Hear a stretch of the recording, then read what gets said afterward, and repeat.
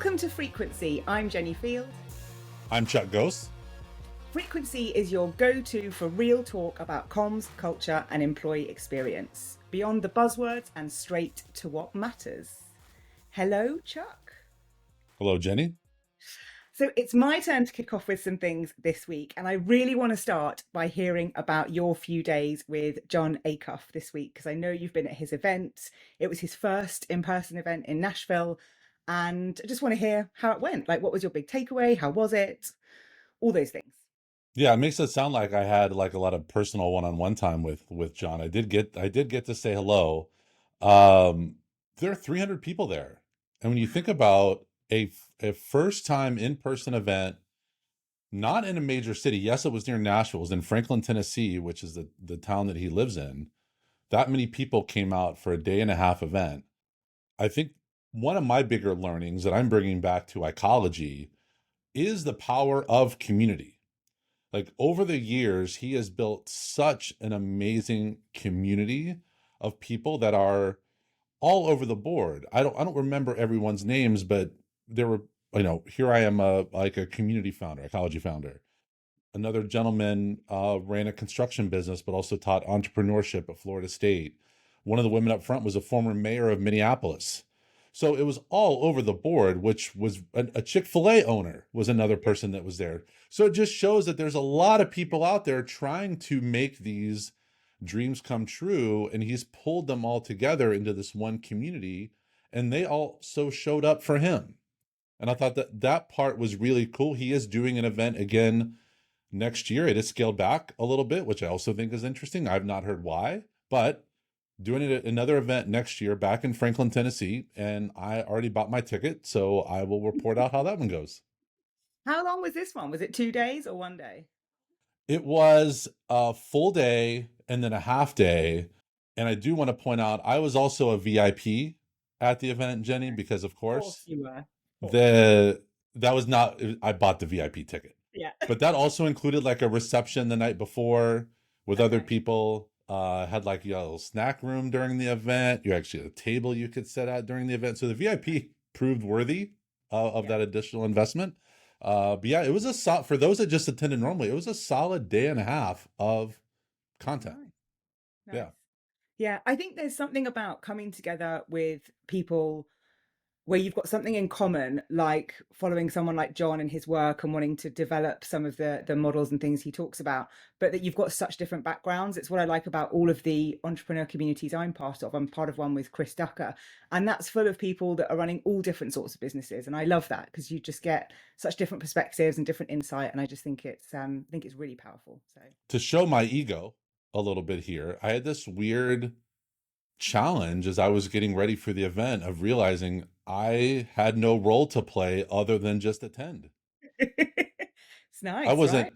speaking, hosting, like it was just I was an attendee, and there was this weird thing to do.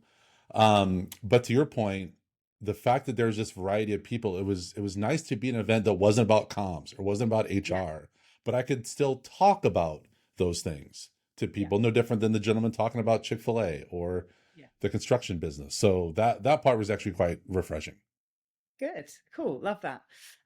So one of the questions I had for you this week was about games and playing games, any kind of games. And in our family, we play quite a lot of games. My husband makes video games for a living, so that plays quite a big role for him. And we're big fans of board games.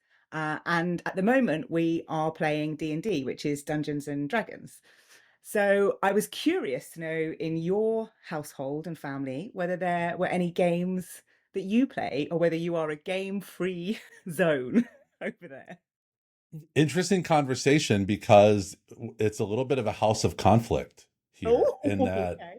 and that I do love playing games, board games, card games, Uno, euchre, like all of the above. My wife, Kristen, could care less. Not a remotely competitive bone in her body when it comes to games. If we start a game, she's just waiting for it to be over. Oh, That's wow. that's the exciting part for her.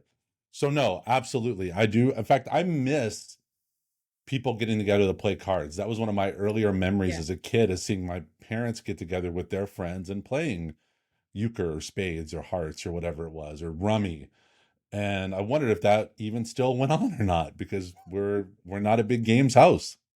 Yeah, fair. I grew up playing cribbage. I've got my own crib Mhm. board to play cards. And even when I get together with my mum and my sister now, if we go away for a few days, we'll always play crib at the end of an evening. And I love it. So next time we're together, we'll have to bring some cards and play some Do cards you know together. how to play euchre? No? Okay, that's a classic Midwestern US card game, Okay. Jenny, I that will you learn. will I will love. learn. You will love. Okay, good. That's on our list. And then the final thing I wanted to talk about was the big debate that you started on LinkedIn recently about podcast speed. So when we started talking about recording this, we talked about you said, oh, most people listen to things on 1.5 times. And I was like, okay, I sometimes speed it up, but generally I listen to podcasts at their normal speed. So you ask people, and I took great glee in the fact that you're more in the minority, because 41% said they listen at normal speed, 30% at 1.2, 25% at 1.5, and hardly anyone does it at 2 times the speed. So I just thought that was interesting, because I think that sometimes we think that everyone's trying to rush through stuff, whereas actually I think people are taking their time listening to things. This is the interesting conversation about data, because I believe I said more people listen to things at accelerated speeds, which proves that 59% of those responding do speed things up. So the people that are listening at 41% either like the slower pace or honestly may not know that they can speed it up. This is true. This is true. This also, how you said it's interesting about data. It's interesting to me how we change our perception of what the data was trying to find out around the 1.5 versus everybody. Absolutely. I love it. So anyway, if you're listening to this at 2 times the speed or 1.5, I apologize, because I talk quite quickly and that's probably quite annoying. So I'll try and slow it down if you're listening to it a bit sped up. I Uh, don't think we need to accommodate those. The people that are going like 1.8 and 2x, I mean, come on. I That don't just know how seems a you're, little bit yeah, extreme. I don't know how you're capturing anything if you're doing that. That Yeah, kind I of blows agree. my It's sort of mind. like it's like skimming or speed reading a book just to get done with it. So anyway, just maybe if you're listening at 1.8 or 2x, just knock it back a little bit. Sit back, enjoy the listen. I love that. Right. What's on your list of articles for I this week have you've been reading? just an absolute bevy of content for you today, Jenny. First, I want to start off with something I noticed on LinkedIn that last week got to be a little bit peculiar. And I noticed that some very intelligent people on LinkedIn were sharing some very bad data. And I don't know that they knew that it was bad data. So for whatever reason, it's like I forget what the phenomenon is called. It's like once you start looking for something, you like see it all the Yes. time. Yeah. All it seemed like a lot of people were talking about this McKinsey study that talked about how employees spend 9 hours a week, or 9 hours a week searching for information on intranets, and that shows that intranets are bad, or they're not working right, or whatever the take was on it. But everything was 9 hours, 9 hours, 9 hours. And I just thought, you know what, I'm going to do some digging. And I went hunting for this data point. And I had to go hunting for the data point because everything I came up with was just other blog posts citing this McKinsey study. I'm like, nobody is linking to the study. Nobody's sharing, hey, here's a link to it. Eventually, I'm going to say after 10, 15 minutes of searching, which I would say in Google life feels like hours Hmm. when you're looking for something, there was a McKinsey study that cited employees spending somewhere between 1.8 to 2 something hours per day searching for information. It's sort of mentioned intranet, but not really an intranet. And Jenny, it's from 2012. This is 13-year-old data. And if you go look at what technology was like 13 years ago, trust me, if you haven't paid attention, it's gotten a lot better, like a Yeah. lot better. So it's not, again, very smart people just sharing very bad data.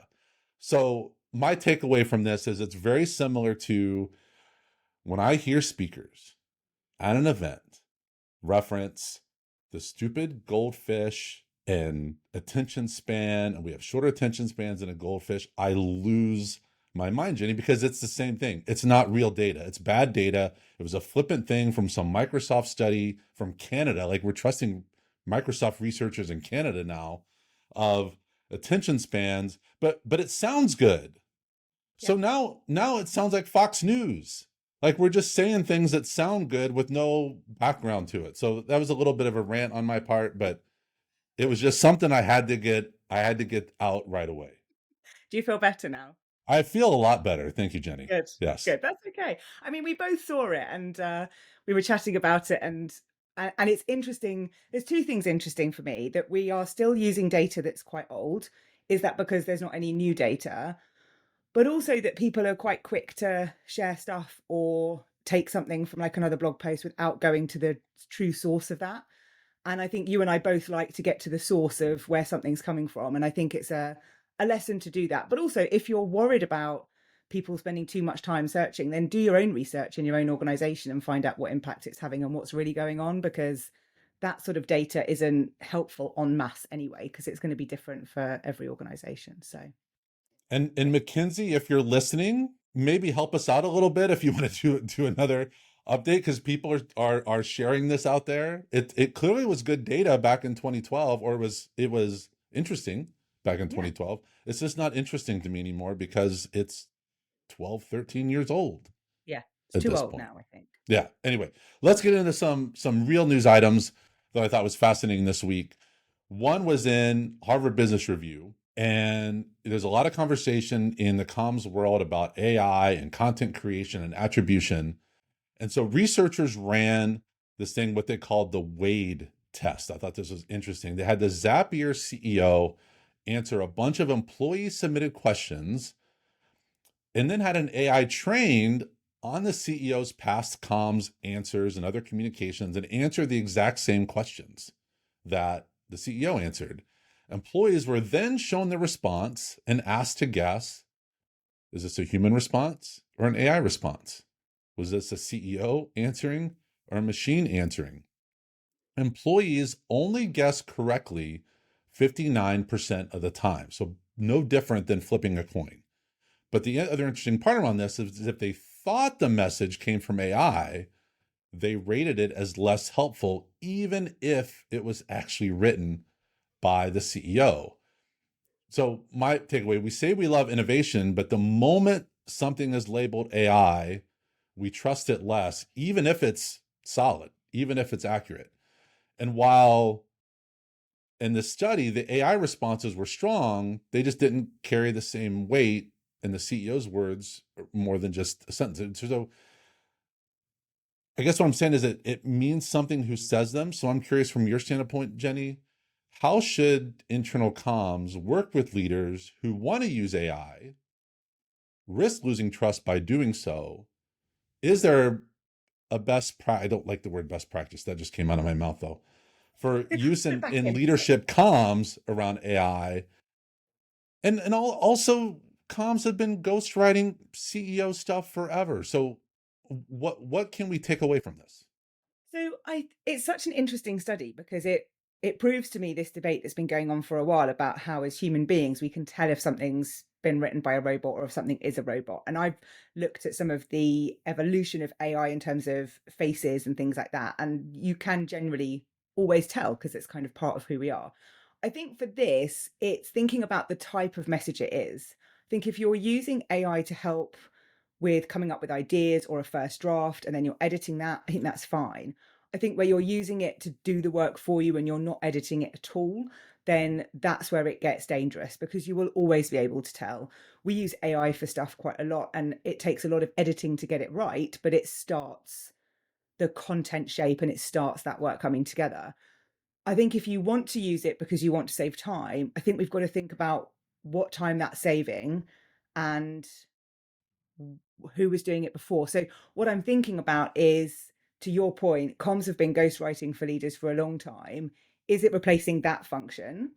Because that's not the same. That's not a like for like change.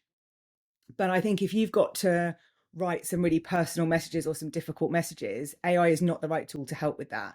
If you've got to do an update on some policy changes or things like that, it's probably quite helpful to get that structure together based on that information that's more factual. So I think you can choose what messages to use it for, but don't use it for the stuff that really needs to be vulnerable, have high levels of empathy, significant change, things like that, things that need real human centric comms. Then it's not going to be your friend in that. And it's going to do more damage, as this kind of proves in terms of the 59% we're getting. That's such a huge number of people that will know, and that will be so damaging to your credibility and reputation. Yeah, I think it's even if they suspect Yeah. that it was AI written, then it's done. Yeah. It doesn't even matter. But we had this interesting conversation inside Ecology. We have started a monthly group call with community members around AI insights, and people are just sharing their stories, sharing their prompts, sharing policies. And one of our members shared her husband is a coder.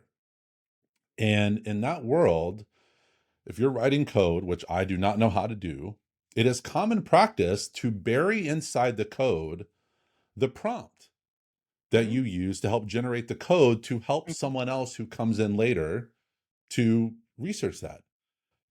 A communicator would never in a million years hide, here's the prompt I used inside the comms, because we feel like that would be like this personal affront, like that would completely eliminate our credibility. But to coders, there's no slight.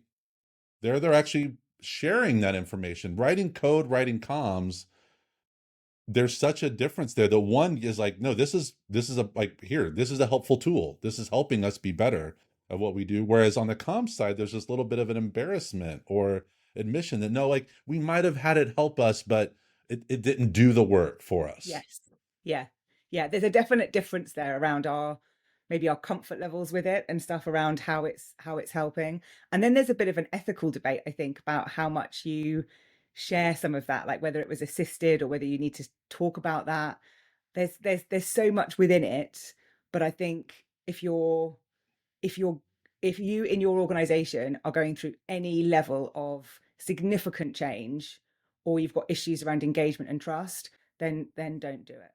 Next item up, a Stanford professor, an economist named Nick Bloom, talking about he believes that companies should simply let employees choose where they work.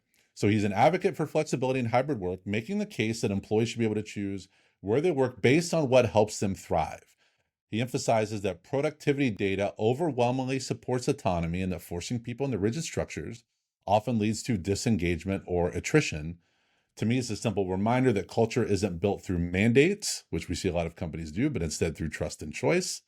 So, Jenni, why do you think companies are resisting this data? If there's data out there that says, let employees choose, let them be hybrid, why are they resisting it? Is it a fear of losing control, or do leaders not trust employees? Because we talk about employees not trusting leaders, or leaders not trusting employees. So I find this conversation really interesting because there is also data that would say the exact opposite of this. So there is data that tells us that people are less productive at home. There's data that tells us that people are more lonely and our mental well-being suffers when we are not working in an office. And there were lots of reports over the pandemic where people felt that their home had become an unsafe space because work was now in it, and those relationships at work weren't positive. And then there was that sort of bullying culture at work that was now in their home, and that was having quite a negative impact. So I think part of the challenge is you can find data to support whatever narrative you want to support. And I believe that in every area of the world, right? You can find nutrition reports that tell you to do one thing and one to do the opposite. Like there's loads of different data out there. I think the thing that's challenging here is the power dynamic. So letting employees choose kind of goes against the power relationship and the normal constructs that we've had in work for such a long time, which is why the fallout of the pandemic is going to take a long time to unravel. But I think there's also research, and there's research that supports it from the fact that, sort of how human beings have evolved, in that we do like structure and hierarchy, right? We like to know where we're meant to be. We like some of those norms. if we have so much choice, that can be kind of paralyzing at times. I was reading something this week about how we now make something like 35,000 decisions a day. If I've now got to add on to that where I'm working and what I'm doing on top of all the other things I'm trying to juggle, that isn't quite so helpful. But it's flexibility, and I think that's the bit that we want to focus on, is letting leaders in organizations talk about why we need to be in an office on a certain day and what we're going to do together on that day that means coming together, and then maybe choosing one or other days in the office so that there's some structure but there's also some choice. I think that's fair. But also, this is such a small population of the workforce, and I always have to bring that up around the Hmm. deskless and frontline workers. This is something like 20% of the people at work, so it Yeah. impacts quite a small population of people who can work. Important nonetheless. But I think with some structure and then some choice in that flexibility will work best, because if you just give people all the choice, we don't always make the best decisions for us either, and that can be quite hard to quite hard to realize. But we might be like, oh, working at home is the best thing for me because I can do all these other things, I don't have to commute. And then sort of 1 month, 2 month, 3 months, we start to demonstrate maybe some signs of feeling a bit anxious or lonely or any of those other things that might be coming in, and we don't link those two things together. Whereas actually, we are social animals. We need that connection that's beyond a screen. That's really important. And I think we can't ignore that, because we can, we just don't always make the best decisions for us because we want to make the easiest decisions because that's how our brains are wired. Yeah, I think if we're already making 35,000 decisions, I think 35,001 is manageable in my mind. The I think there's a good middle ground here where if data is showing yes, work from home is great, or data is showing yes, work in the office is great, then let people choose. Maybe it's not they have full autonomy and full choice of I'm going to work from home forever in perpetuity, but it's the choice people get to make of what days make sense for me to come in. Maybe like I saw that one company was like everybody's got to be in on Thursday, but the other day or 2 days you get to choose based on what's best for Yeah. you. I think that's some of that negotiation that can happen versus it being a everybody is in the office 5 days a week or else. And I just think that that approach is not conducive to a healthy employer employee relationship. Possibly, but I think there's also an element of, I don't believe there is a right and wrong on this. I think it's down to your culture and what you want your organization to stand for and do. And if you believe with the data that you've got that you need to have people in the office, you've got young junior people who need to be surrounded by other people to learn. People are more productive in a collaborative environment together in person. And so for you as a leader, you're going to make that decision that I want people in an office 4 days a week because I can show through the data of the last 5 years the impact it's had on us not being together. And I want to trial that for 18 months and see whether it makes a difference, right? That's fine, and then people have the choice about whether or not they want to be in that environment or not. And I Mhm. think sometimes we talked about this a little bit, I think last week, about feeling like we're being done to by other things. Like, I know that sounds quite privileged, say, well, you've got a choice, but it's a tough job market out there, and I know that. But there are ways of being able to say, right, this company isn't right for me, so I'm going to start looking. And that might take you 6 months to move, but it's still the choice to be able to do that. For me, it's not a case of right and wrong. It's a case of, is this the right place for me? And therefore, I need to go and work somewhere else where my values are slightly more aligned. So it is a case of right or wrong. It's either right for me or it's wrong for Yes, me. but right for me or right for you, Right. not just right Yes. and wrong. Like, that's good, that's bad, not as blanket as that. Moving along to the debate that will never end. I thought this was an interesting LinkedIn post to me around looking back at the internal communication profession.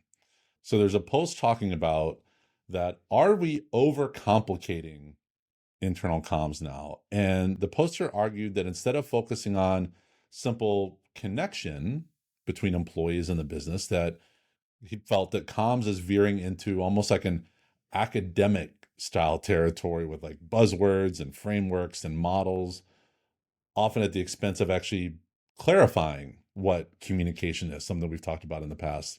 So the post clearly struck a chord with a lot of people, with a lot of replies about this balance between the strategic side of comms and just the human side of comms.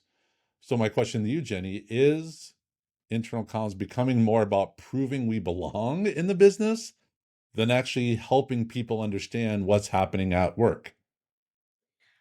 So I had a read through the post and the comments as well, which were full of joy. And, and I totally agree with this, right? So I've been saying for a long time that there's a language that's kind of being created in comms that doesn't help us have the outcome we want, which is being involved at a senior level, in some of those strategic decisions. Even when we talk about things like employee voice, we know what that means, but to other people, that doesn't really mean anything. And it's not a phrase I would ever use to anybody outside of the world of comms. In fact, I barely use it in comms anyway, because it doesn't really mean anything. We've just kind of created something around it. We could say the same about employee engagement as a phrase, but I think where we've tried to create an industry or a profession, which it is, with that comes certain words and phrases that everyone talks about. It would be the same in HR, it would be the same in finance. There's jargon that goes with all of those. I think for me, it's how they've sort of leaked out into other parts of the organization, which just leaves people more confused. And our Mm-hmm. job is to do the opposite of that, right? I Mm-hmm. talk about taking people from chaos to calm. We both talk a lot about just making things simple and easy to understand to create connection. The more we start using jargon, the harder it is. Mm-hmm. But I liked the point in the post about it's not saying that the sort of the theory behind what we're doing isn't needed, because that's important as a Mm-hmm. foundation for some things, but it's the sort of jargony words. That's not even a word, jargony, but it's those words that don't do us any favors and leave people, I think, very confused. It's a great point, though, to bring up that every profession, every department, every industry is going to have its own jargon, and at times that's actually a unifying thing. Mm, All jargon isn't bad. It just depends on the recipient or the receiver or the audience of that message. If you're in a room full of people, yeah, let's go back to the John Acuff event. yeah, If I were there talking about employee voice and employee experience and strategic comms, and yeah, like that's not going to mean anything to them. But you go into our communities and it does. So yes, it can be very unifying. You just have to be mindful of the audience. You go to a frontline employee and you say something about employee voice or employee experience.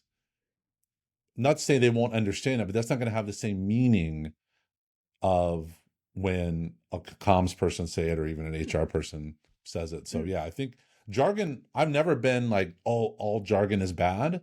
yeah. It just depends on how it's used. Yeah. Yeah. And you're right. It is about the audience and how you're using it. I think it's an interesting question about, is comms becoming too intellectualized? I thought that was a really interesting way to frame it. And I don't really know what that means, ironically.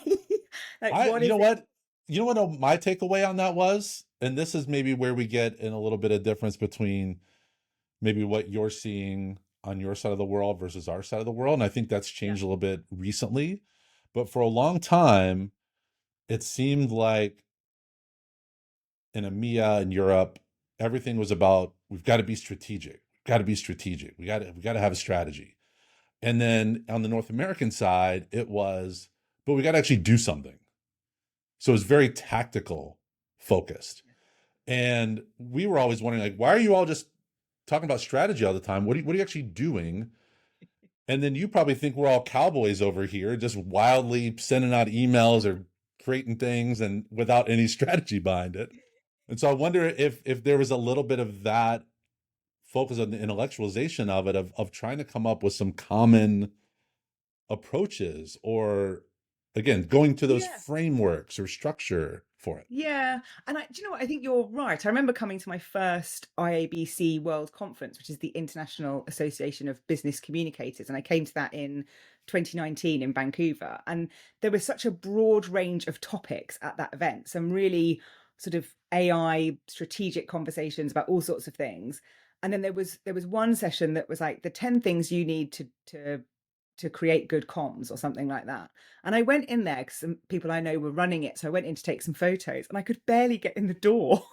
And I was thinking, God, this is this probably wouldn't be as busy in a UK or European conference. Maybe it would have been, but it was some of the real foundational things of comms, which was a surprise that it was so popular, whereas some of the other sessions that I really wanted to go to weren't as popular. But I think we have to bring those two together. And I hate the narrative that is we all have to be having this seat at the table and we've all got to be strategic. Like, that's not what all comms people need to be. Like, we need to be helping organizations in the right way for those organizations with a strategic lens on what we're doing. But we could be sending out loads of tactical stuff, but there's a broader and bigger thinking behind it. And I think sometimes we Hmm. get lost in that. But I think you're right, actually. I wonder if it is about how that is shifting and how we're now starting to sort of come together a bit more on, as I always like to say, be strategic with the tactical. And maybe we just need to Hmm. lose some of the jargon words along the way just to help people in the broader organization understand what we're trying to do. Hmm. We're going to wrap this up with actually an article that you sent to me that I thought was an interesting thing that maybe people haven't given a lot of thought to. A recent Harvard Business Review article explored the trend of recording meetings, highlighting both the convenience and the risks of doing that. And on the surface, recording feels obvious when you think about it's great for the flexibility and accessibility and clarity and note taking and being able to go back and watch and to get that right. Now there's AI summaries, which are quite helpful when that happens. But then there's also some ethical considerations of, do people feel like they can be themselves on it if this is recorded in perpetuity? Who's going to watch it later? Who has access to the footage? If it's not recorded, it's just those people on the call. If it's recorded, will other people have Mhm. access? Will their words live on forever? If they make a mistake or goof up, is somebody going to splice that down and share it internally? So I think it's this fascinating tension of something I hadn't honestly given a lot of thought to, this tension between transparency and surveillance. And it raises a question, is good comms more about the documentation of it? Hey, this happened. This is we met. These are the results, Mm. versus just the presence and trust of being in that. So do you think recording meetings can improve communication, or does it create an effect where people perhaps don't feel like they can speak freely on a call? So I think it depends. And I think we Fantastic answer. have Love it. because I think what's happened is it's kind of become the default thing to do, regardless of any kind of governance around it.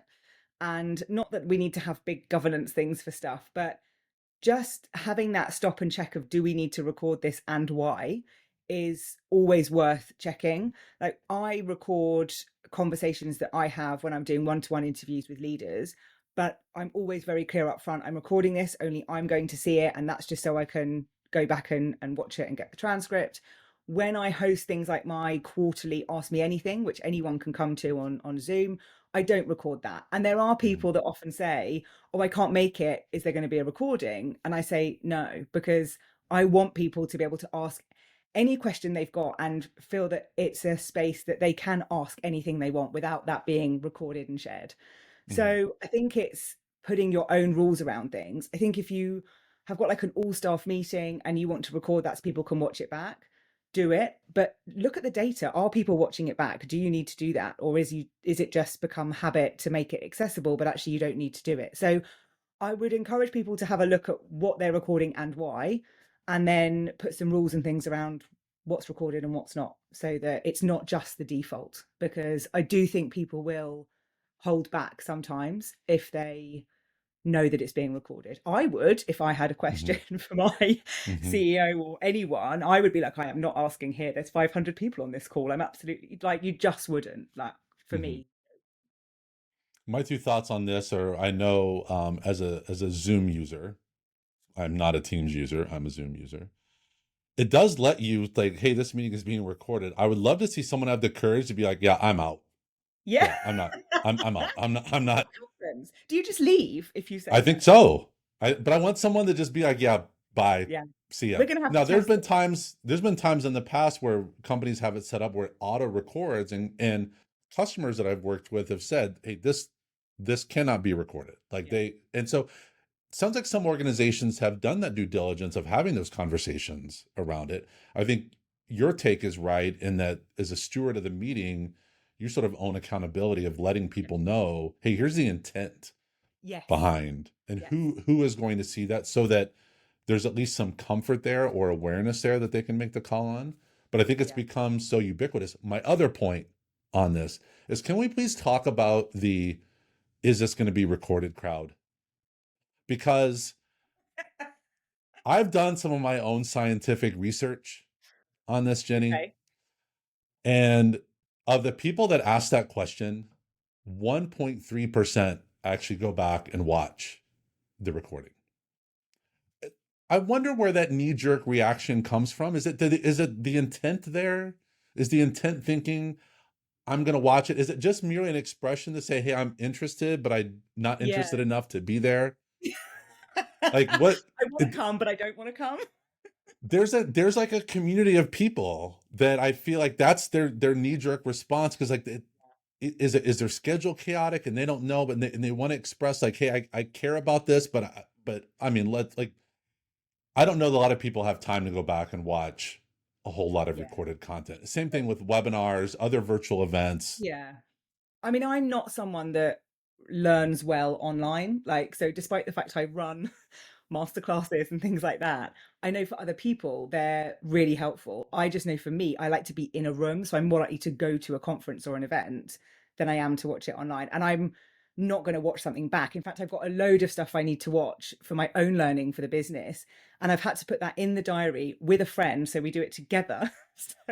So almost like we're going to an event together so that Mm-hmm. I will do it, because Yep. otherwise I just won't. Like, I'll have the intention, but I won't. So I think it's fair. There's a really good book called Remote Not Distant by Gustavo Rossetti that I've recommended a Mm-hmm. lot, which talks about that piece at work about how to be connected but not distant, and some of those rules and guides around some of those things. It's really good. So we'll pop a link in the show notes to that in case people want to pick it up if this is something they're looking at. Yep. So just something to keep in mind for all of you out there hosting meetings. Maybe, let people know beyond just that automatic alert. Hey, this is being recorded. This is who's going to see it. Hopefully that then makes the meeting worthwhile and they can share a bit more about themselves. That wraps up the articles that I queued up for us, Jenny. I hope others want to jump into the show notes, click those links, read more about them.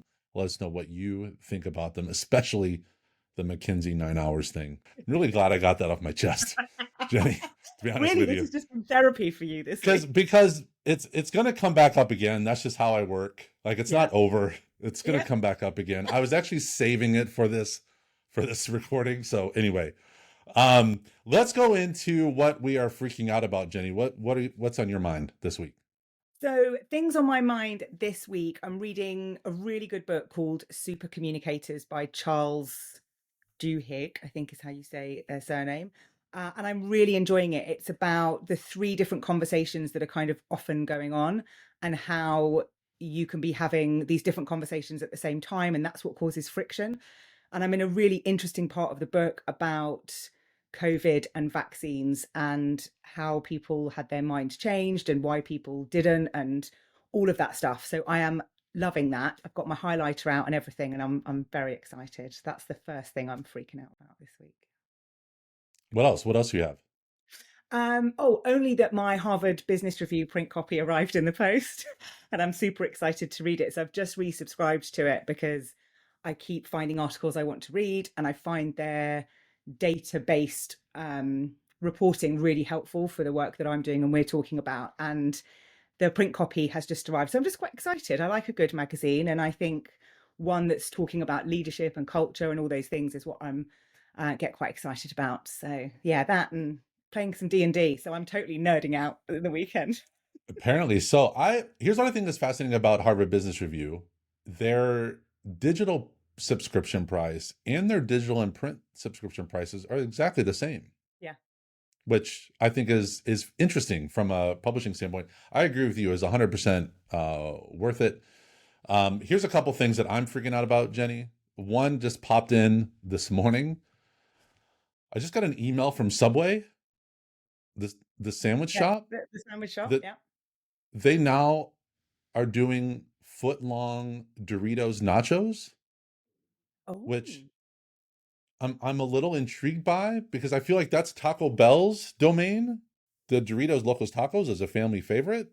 So did Subway steal Doritos from Taco Bell and now they're doing nachos at Subway? It's apparently it's a limited run, so I'm gonna have to give it a go. You're going to have to get. But I feel like you need to do it before one of our future episodes, so you can report back I've on. got to do it soon because I don't know how long it's going to be there. Well, So I, yeah. I appreciate some restaurant ingenuity. So I'm going to be giving these Doritos nachos a try. I'm going to see if we've got that here. I bet it's not over this side. I hope you don't. I hope it's exclusive for us I'm for a going to little check. bit. I'm going to check. Yeah, I'll please let you do. know. Please do. The other thing that I'm freaking out about is the show The Pit available in the UK? Are you familiar with this show? I don't think on what streaming service? Max. It's streaming on Max. I don't think I even know what that is, Charles. Okay, so there you go. Say, no, it's So not here. again, maybe we get the Doritos nachos and The Pit. So Okay. this is why I'm freaking out about this show. It has returned the concept of must-see TV to me. Okay. So there's this great TikTok series of this, I think it's like this liquor store in like Northeast US where they do this, like, you're drinking this, and they hold up a bottle of something and like, you should be drinking this. And it's something that's not as well known, maybe a bit more inexpensive, but better. Okay. So I'm sort of doing that with The Pit, where you might be watching Severance, or you might be watching Real Housewives of whatever, but you should be watching The Pit Okay. because it is remarkable television. If the show ER and the show 24 had a baby, it would be The Pit. It would be The Pit. I feel like, sorry, carry on. It's brilliant storytelling. It's self-contained in this ER the entire time. Every episode is 1 hour of this shift of the ER workers. Okay. It is apparently very accurate. There's all sorts of Instagram reels and TikToks of ER physicians watching this show and giving their feedback, being, yep, that's accurate. Yep, that's exactly how you would do it. Yep. And then there might be a couple little things off, but they're like, actually, this is accurate. And it's one of those shows, they did not make it bingeable, like a new episode came out every week. Now all are out there, 15 or 16 episodes. Okay. So you could binge it now. But it was one of those shows that when it was over, I was actually angry that I had to wait another week to go watch it. And it's been a long time since I've felt that way about a television show. So if you've watched The Pit, you know what I'm talking about. If you haven't watched it, please watch it. And if you can't watch it yet, I feel sorry for you. So as you were describing what it was, it made me think I might have seen an advert, or I've seen it come up on one of the many streaming services that we have. So I'm going to go and check. I'll check. And if it is there, I will watch an episode before next week's frequency episode. And what's really cool about it is the actor Noah Wiley, who is in ER, plays the primary lead in this. So you see him like plus 15, 20 years, older, but still in the same. So just truly remarkable television. It's great to see the concept of like must-see TV come back. Nice. With that, we're going to wrap up the show. We want to thank you all for joining us this week. As we've mentioned throughout, all the articles, all the resources that have inspired this conversation will be in the show notes. And please don't forget to rate and review after you've listened. Subscribe so you don't miss another episode. And please pass this along to someone you think would also enjoy listening or watching, because Jenny, we are now on YouTube. Frequency is on YouTube for people that like to consume podcasts there. We want to thank our friend Poet Ali for contributing the music to the show. We'll be back next week with more news, insights, and opinions about everything comms and leadership in workplaces today. Keep tuning in and turning up.